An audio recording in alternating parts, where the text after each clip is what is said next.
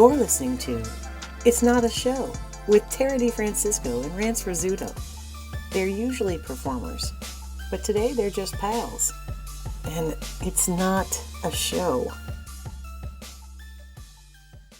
Hi, team. Hey! Oh my goodness, Tara, we're on episode 3. It is episode 3. I can't believe it. I'm so excited that we're having so much fun recording these that it's become in no way a painful experience. It's just fun. It's just fun. We're just crushing through because we can't stop talking about these dumb subjects. Yeah. And it's like, it's just a fun thing. It's not a show. It's a fun thing. It's not a show. By the way, have we mentioned this is not a show? So if you're looking for a show, you're in the wrong place. You're in the wrong place, and that's just that. So look away if you're looking for a show. If you're looking for two people just shooting the proverbial S Oh. and having a great time.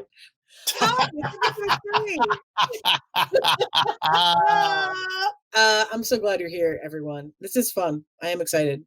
We didn't have a format for this, Rance, when we talked about how fun it might be to do this. Yeah. And you heard the intro. You know who we are. We're a couple of pals and pals that are a couple, etc. And we often perform in regular time, but right now it just has been so fun to just chat like we used to chat off of the stage, keep it cash, talk to our listeners and our followers about questions they want to turn in and have us chit chat about. And we have gotten the greatest questions. These questions I keep leafing through. I try not to think about the questions that we get. I just grab the questions for the episode and don't let my brain wander, because I want to have my first kind of like real organic engagement with Rance when we talk about the thing.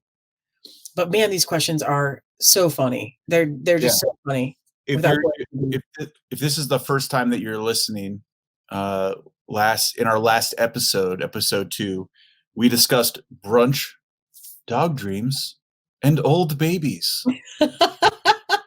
If that's not enough to make people listen, I mean, episode 1 was outrageous. It was live streamed. We can't have a live audience right now during this time, but we do have a virtual live audience on episode 1. And it was so fun because we had tons of people on 3 platforms writing in very quickly to tell us how they felt about each thing we were talking about. And that was a ball. We're also recording these canned episodes where Rance and I are only talking. And then we feel free to write us about anything we say so we can address it later. We love mail.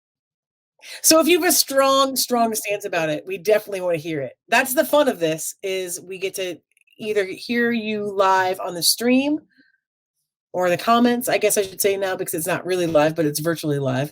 And or on these canned episodes, we just get to talk and then we get to hear from you later, which is also, in my eyes, win-win, because we get to kind of reflect and read through mail for the first time on air, or look at fan art or any of that stuff that's come up organically in the last 2 episodes. And that's just a ball. So thank you for being awesome so far. This isn't a show. I mean, it's not a show, but it sure feels like a real joyride.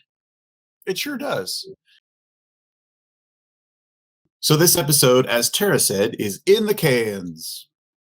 In the cans. I did say I said it was in the cans, just like a toilet. It's right down the old commode. Is that what that means? No, that means I think I said it was a canned episode, but it's not in the cans. Although I don't know if I might say it's in the can. Let me think about that. Would you say it's in the can? I think canned episode in the can means it's been recorded on reel to reel, and they've taken the reel and put it in a can. I agree. And now they've got the episode. It's in the can. Hey, mister, looks like this episode's ready to go. But I think if you say in the cans, you're basically saying they went down multiple toilets. Yeah. This show is not live right now. It's being taped at our home. Man, I'm so bad at that still. Just speaking to that as it stands, I can't stop saying taped.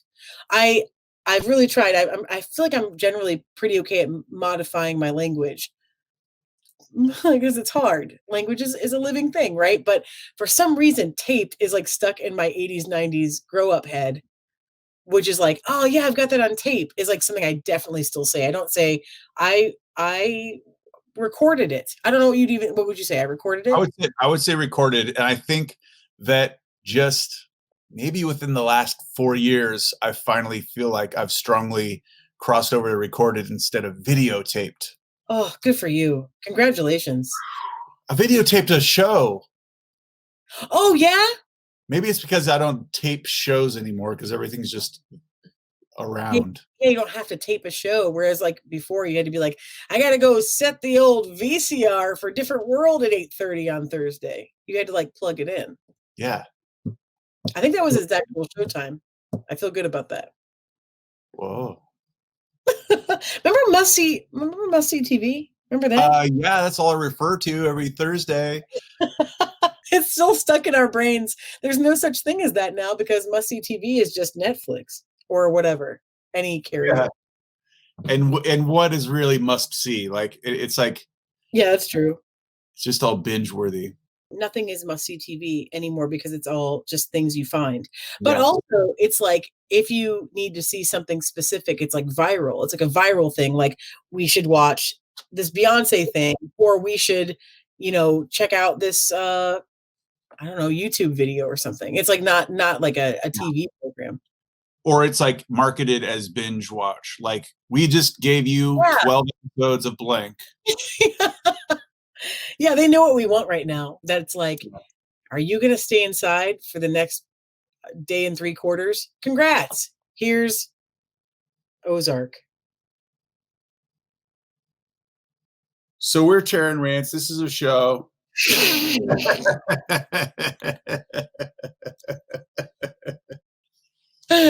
Oh, I laughed so hard I almost passed out. Uh-oh, careful. That was so funny. So anyway. Oh my God, that was so funny. Enough about Must See TV. I'm glad you're with us today. Yeah. You chose to listen to this at whatever time suited you, and that's the Must See podcast that you needed. Yeah, you had this. You're looking at this podcast as you listen to it straight from the can, and we have questions from you that we're going to answer. Tara gathered a bunch of questions when we first started this out. She wanted a couple questions. She got about 250. So many. And I've been trying, like I said at the beginning of this, I think this podcast, I've been trying not to read them and like really let myself think about them too much because I want to experience it fresh with rants as we go through. We're on episode 3. I can't believe it. We got 3 questions tonight, rants to just dive into here. Let's do it. What's question number 1? Okay.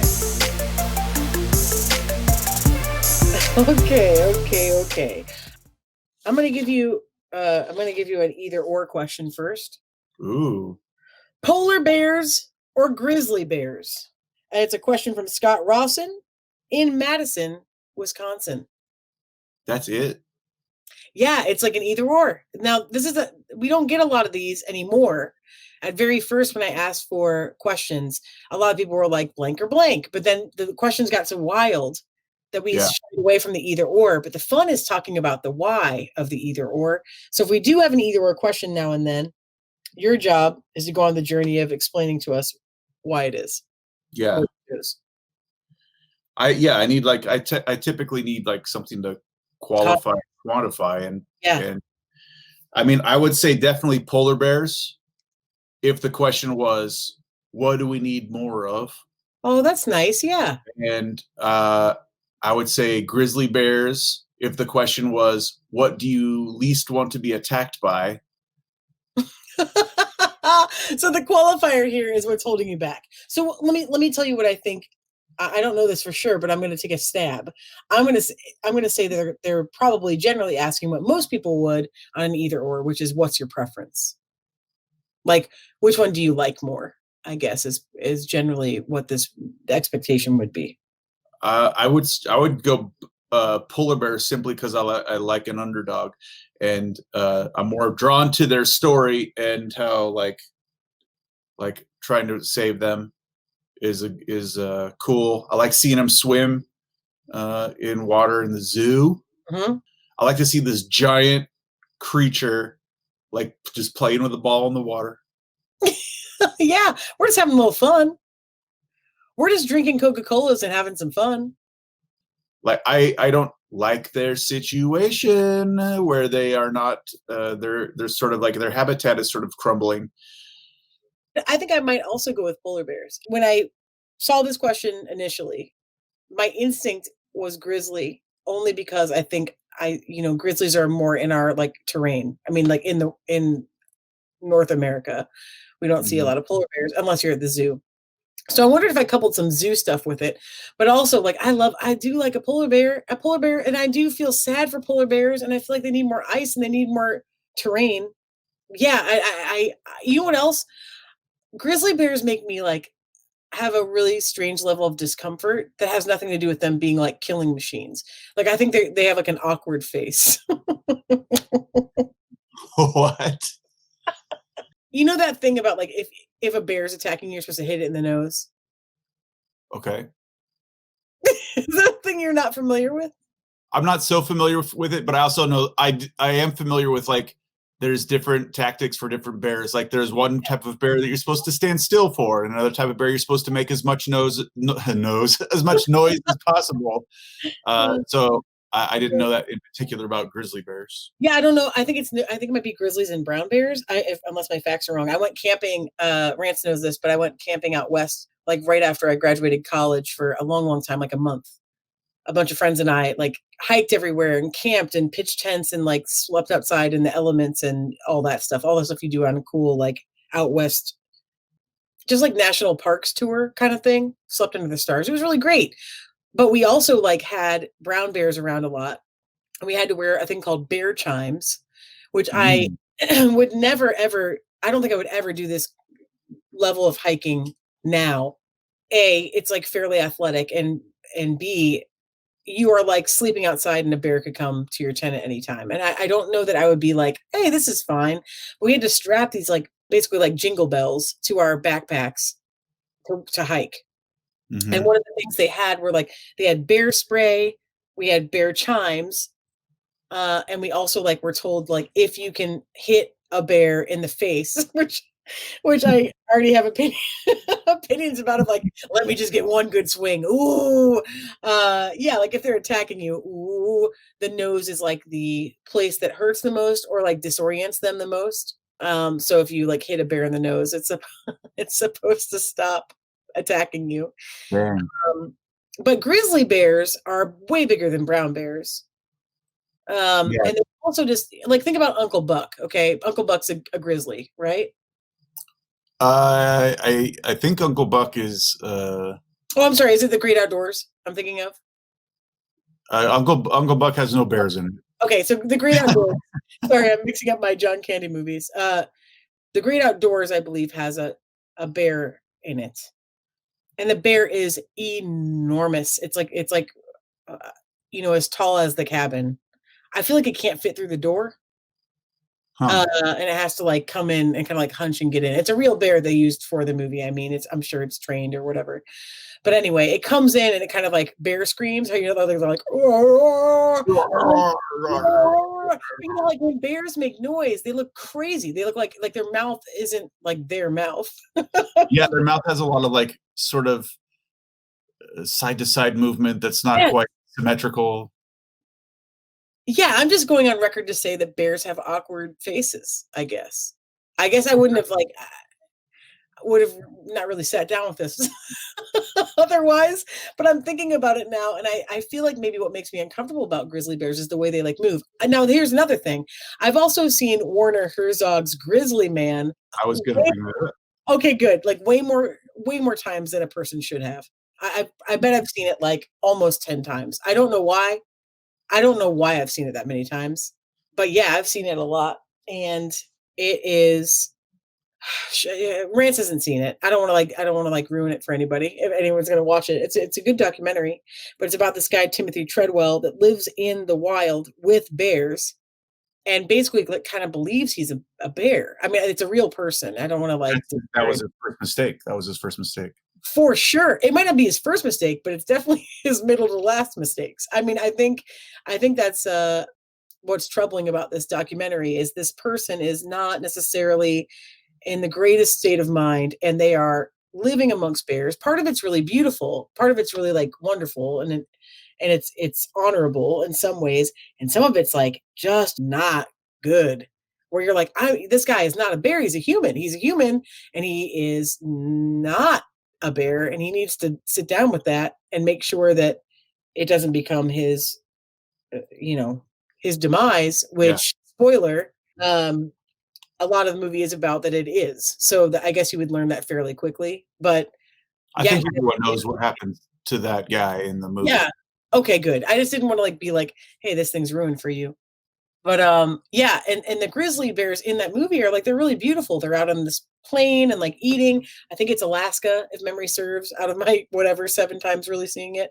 And yeah, they're beautiful, but they're like, they are not to be played with, y'all. No, you need to respect a bear, like polar bear, grizzly bear. I think I don't even have an either or, because I think they're both great. I think they're majestic. I think they are not to be trifled with, and you need to respect not only their beauty but their power, and that they're animals who eat meat and also defend themselves from predators.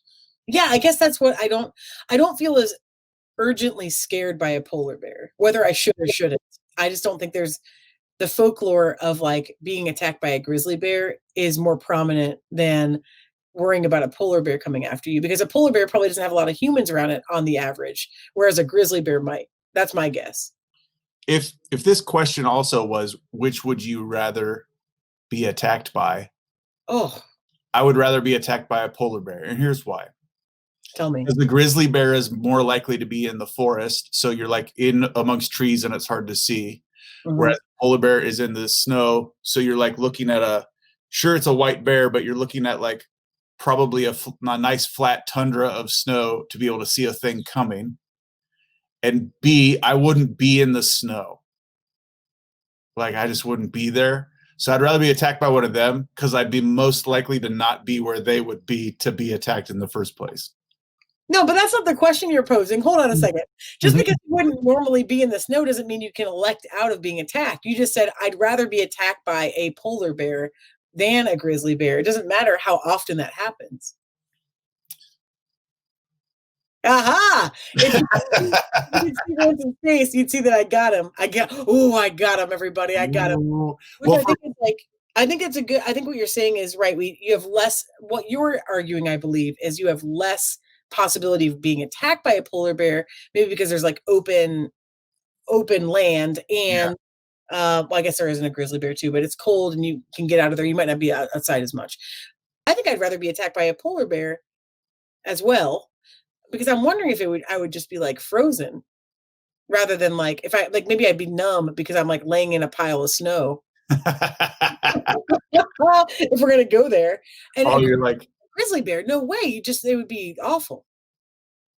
I guess my question that I'm posing to myself is, which habitat would you rather go to, knowing there are bears there, Rant. Assuming an attack? No, time out. This question is not, what's your vacation plan?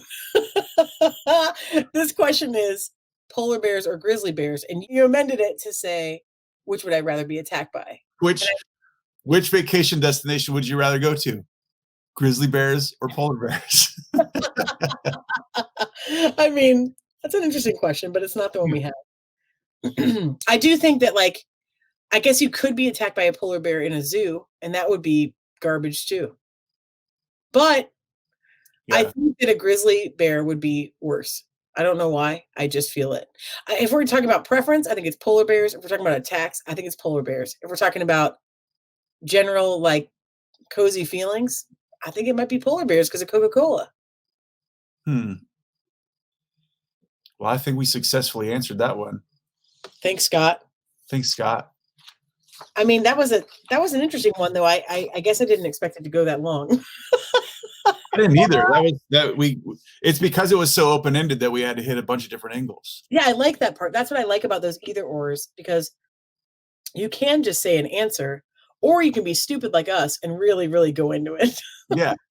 Perfect. Okay, next question. Rain Brain? Discuss. Okay, next question. I like this one because it's bizarre. And I did think about this for a moment, but I'm leaving it open for you. Okay. From Jim Doyle in Orlando, Florida. Hi, Jim Doyle. Jim Doyle. This question is, can you describe what happens when people wait? When people wait.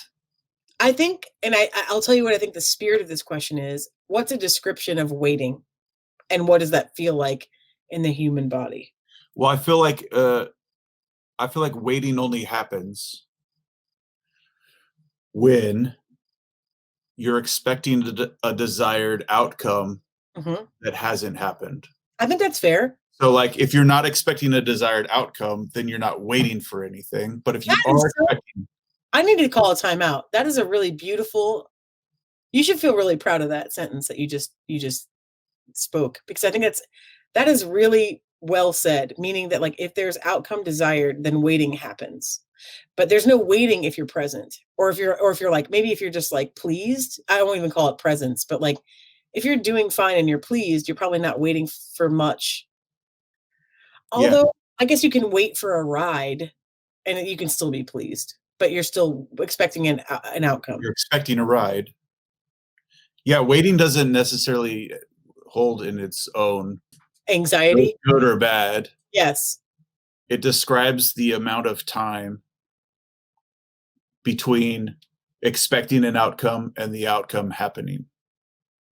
Yes. So if, like, regardless of effort, like I'm waiting to win the lottery, and I don't know the last time I've spent money on the lottery.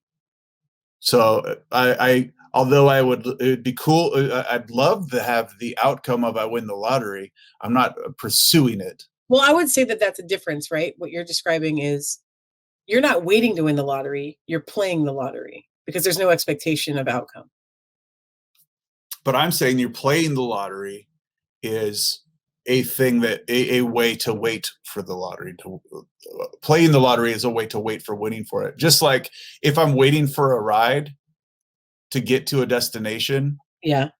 Let's say bus, because bus is the best example. When I rode the bus more in Chicago, I'd be at a stop and I'd wait for the bus. Okay, but wait, if it wait too long, I'd start to walk. So I'd be moving towards my destination, and then I'd get to the next bus stop along the route and check and see if the bus was coming yet.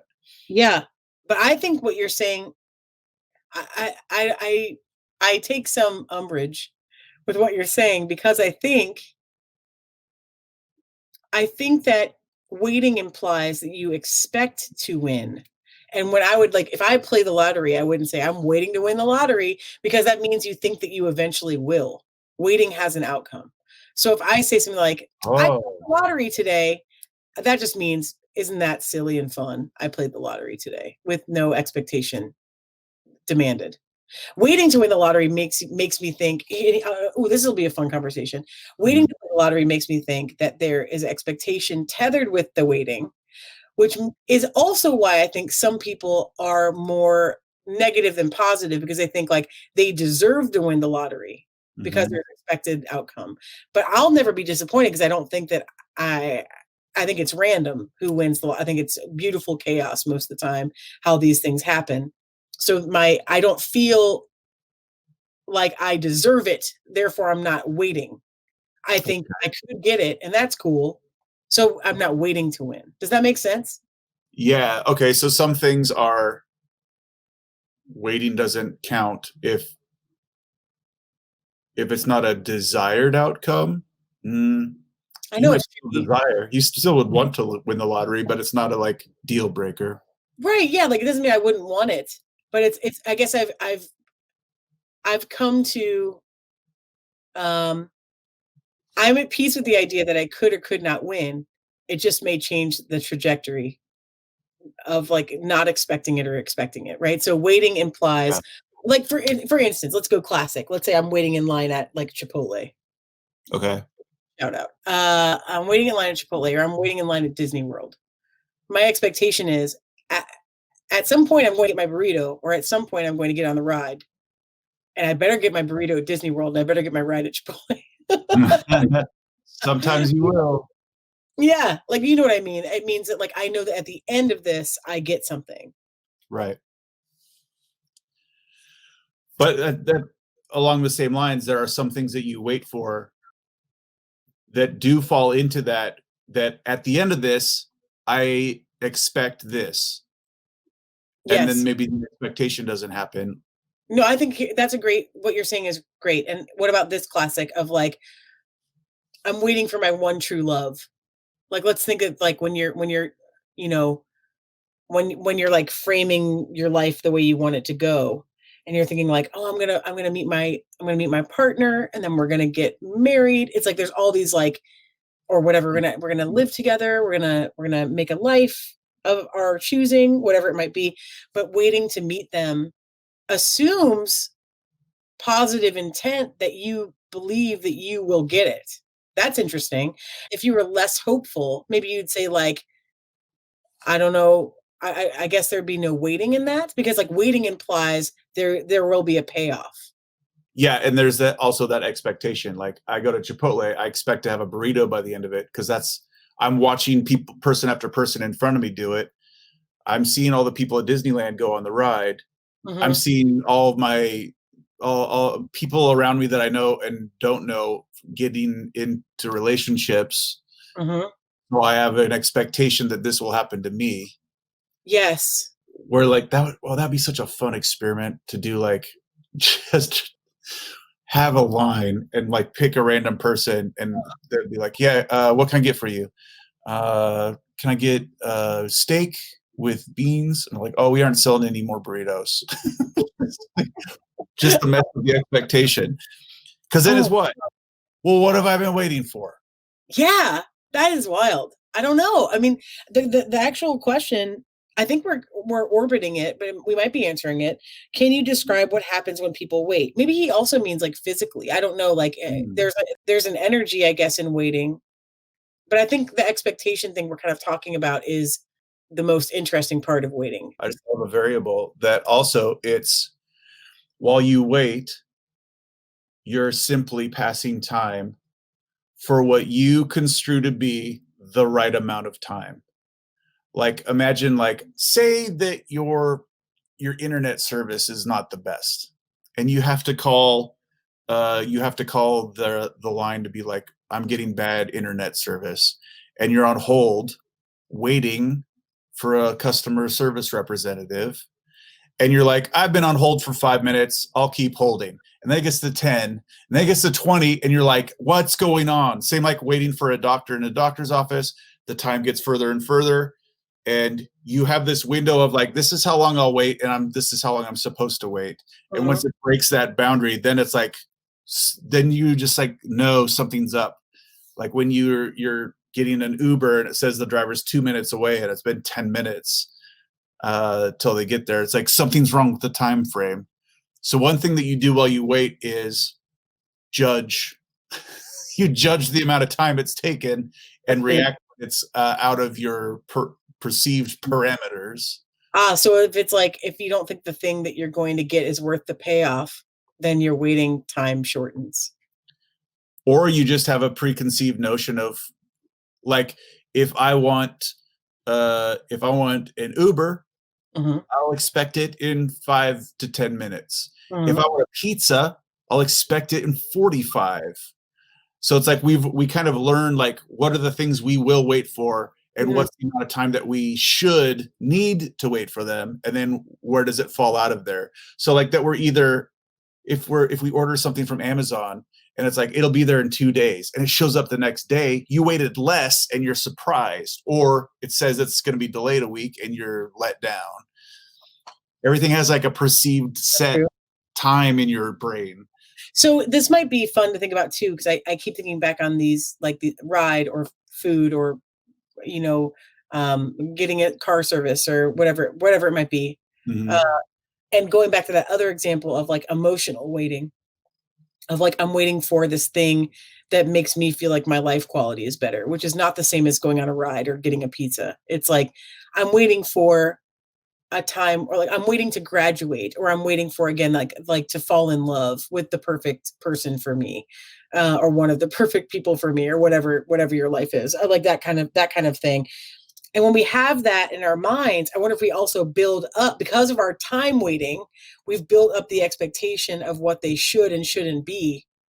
So Mhm. that we also have outcome that's bad because of how long the wait was. Like, wouldn't that be an Mhm. interesting study if it was like, do high school sweethearts stay together longer because their wait was short? Okay. Versus like, Yeah, oh, maybe. we got married at like if someone gets married at 35, maybe they stay together less time because their expectation was, this better be good by the time I get to this wedding, rather than, we were 18 when we met, we got married at 22, Yeah. everything's pretty okay. Maybe you I've change stuff, I've but waited so long for it that it had better be the best. yes. Yeah. I wonder if there's, I would like to, I guess you can't quantify how that looks, right? Because it could be, there are all kinds of variables of like, this person, it changed a lot while we were married young, or they, they're awful. Whatever. I'm just trying to think of something like, they're just awful. Oh, here's why. Oh, They're he's fine. I figured it out. It could just be things like that, or like there's distress about where you want to live or whatever. So you can't really probably study this, but I'm curious if there's intention in like, I if I didn't have to wait long for the thing, was it worth the wait? yeah. That phrase right there is kind of Hmm. worth the wait. Yeah, what's worth the wait is kind of what you're talking about earlier about, we have expectations of how long we should wait for a thing that we already know. Meaning like you said, pizza takes 45 minutes or whatever you said. That's the perfect example of worth the wait. That's why pizza companies probably were like, we got to get it to them in 20 because maybe Yeah. that pizza's not good and they want to get it there faster than the other guy. How long? What we probably, if in a perfect world, whatever we want is immediately available. But Yes. we understand that those that logically can't happen, so we wait.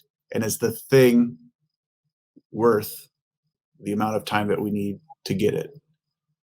I don't know.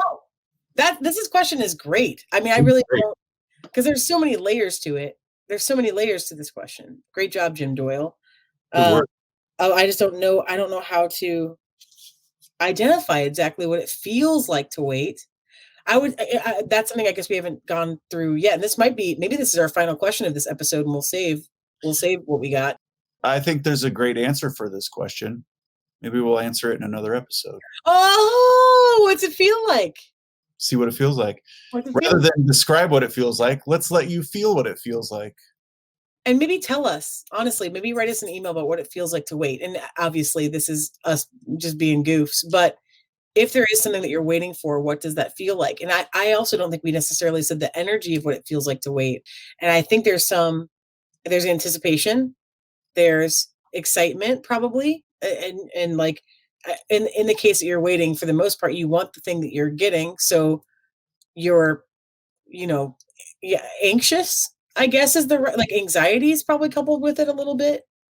Stress, Stress. disappointment, Yeah. anger. Disappointment, the thing isn't good, but I guess that would be outcome related. Yeah. Wow, waiting can make every emotion happen, It sure can, because the outcome determines whether it was worth it, even fear. because you think you won't get the thing. No, because what if you hear something outside and you're waiting for it to stop? Now you're just describing a horror movie that has nothing to do with waiting.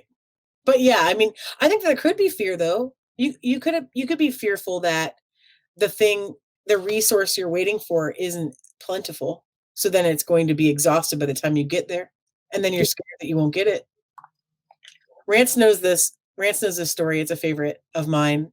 We used to do these like gigs in Chicago when we were very young children doing improv comedy. And we used to do these like this job called Newsies. Okay, and what we would do is we'd like go out in corners.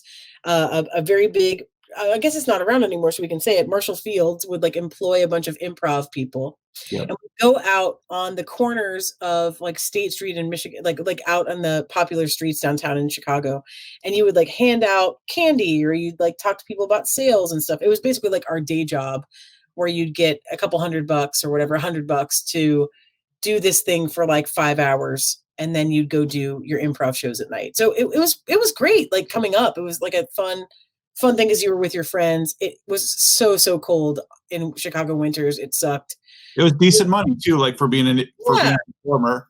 It was like, whoa, I can make money just being out here handing out little candies and little coupons to people for a few hours. Yeah, it was fun. And it was also kind of like a fun rite of passage for so many of us. Like hundreds of us did this job, and it was just a silly little like fraternity of people that did this thing. Anyway, long-winded story to tell you context of we often gave out things. Like it'd be like, oh, we give out candy, we give out Frango mints, and people would like bum rush us as quick as they could to grab what they could, and it was awesome. And one day we had these like basically what you grocery shop for, like I don't know what to call those rants. Like, they're like shopping carts, but they were plastic. So yeah, like you've seen them. Like they typically are like, I typically had seen them before with just elderly people, where it's got like two wheels.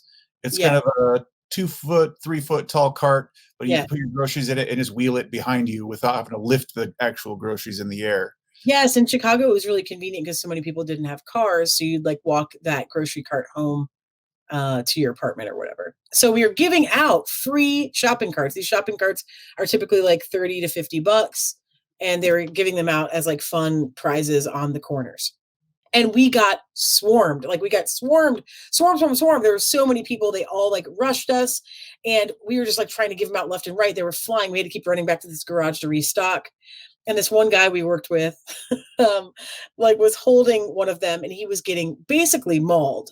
He held one up in this guy and he yelled, "What do you think I'm giving away?" And one woman, after like a long pause, went, "A tablecloth?" They didn't even know. They didn't even know. We all laughed so hard because we were like, we are getting ripped to shreds because people felt like, I don't want to wait for this thing. I've got to have it. This may not be waiting as intensely as I'm telling the story thinking it's a waiting story. And it was. People were waiting, but the wait time was very short. Their expectation was, I have to have that thing. The interesting thing about waiting is what's the thing and what's your perceived amount of time that's there. So if you see people giving free stuff away, you have this perceived wait time of 0, and you get a thing that you just now thought, I should be expecting this thing. So if you see other people getting to that 0 wait time, if anything's more than that, then you start to freak out immediately. That's right. Why not get a free thing you don't have to wait for? How cool is that? That's pretty cool. Yeah. Pretty cool. But it could lead to you not thinking it's as great as it might be. Waiting's tricky. Waiting's tricky. Good work, Jim. Waiting, I guess. Yeah, good work, Jim. Write us about waiting this week. I would like to hear about that. We're only going to do two things this episode because this was who knew that polar bears or grizzly bears would be such such a hot topic, and this waiting question has really put us into a existential crisis. Thinking about what it means, I guess. Hey, if you want to know what that third topic is, come check out another episode. You're gonna have to wait for it. You have to wait. Wait for it. Wait for it. This is not a show. We love you. Thank you for watching this or listening to this wherever you may be. Again, write us at the email listed, and check out our Patreon, and check out our website, and check out the Nest Theater, our producer of this show. The Nest Theater is in Sebus, Central Ohio. They produce all of our live shows. There's 25 main stage shows in regular time, and including right now some virtual shows, just like the one you're listening to, in addition to One Hot Dollar as well, a game show that's every week. So if you would like to know anything about either of those shows, go to nesttheater.com. Spelled with an R-E. We'll have that on the listing as well. And additionally, if you can throw any money their way, they sure would appreciate it during this time. Thank you for just listening and having fun with us. Yeah, we'll see you again on the next episode. Hey!